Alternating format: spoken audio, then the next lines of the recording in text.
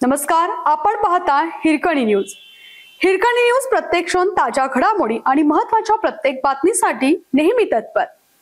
धक्कादायक, जेवणात आढळली पाल। समाज कल्याणच्या वसतिगृहातील 28 विद्यार्थ्यांना विषबाधा। समाज कल्याणच्या वसतिगृहातील 28 विद्यार्थ्यांना विषबाधा, जेवणात आढळली पाल। 10 ते 15 विद्यार्थ्यांना उपचारासाठी रुग्णालयात दाखल। छत्रपती संभाजीनगरमधून एक धक्कादायक बातमी समोर येत आहे।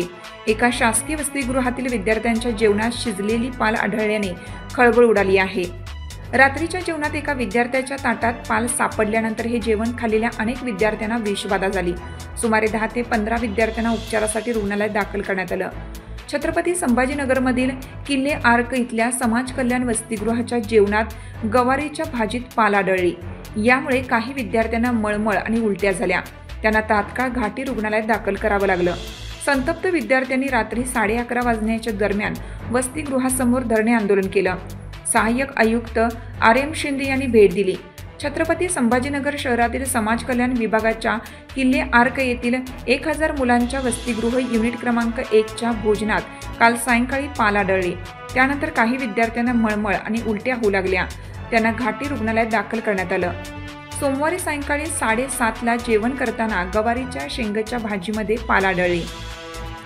मुलांनी एकच आरडाओरडा केला। काही जणांना मळमळ आणि उलटीचा त्रास होऊ लागल्याने आम्हाला मेस चालकाने घाटीत दाखल केलं। त्यानंतर संध्याकाळी 7:30च्या सुमारास विद्यार्थ्यांनी वसतिगृहासमोर आंदोलन सुरू केलं। समाज कल्याण सहाय्यक आयुक्त RM शिंदे यांनी आंदोलकांची भेट घेतली। विद्यार्थ्यांनी असुविधांचा पाडा वाचला। मेस चालक योगीराज गोरशेटे यांनी चूक मान्य करीत माफी मागितली।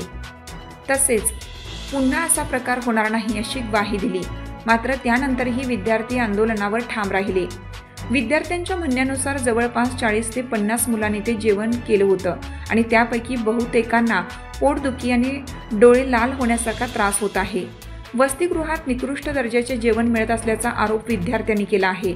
यामध्ये कच्च्या पोळ्या, पाण्यात दूध पावडर मिसळून दिलेलं दूध आणि खराब अंडी, फळे यांचा समावेश आहे। सर्व मेस बंद करून विद्यार्थ्यांच्या अकाउंटला पैसे टाकण्यात यावे अशी प्रमुख मागणी विद्यार्थ्यांनी केली आहे।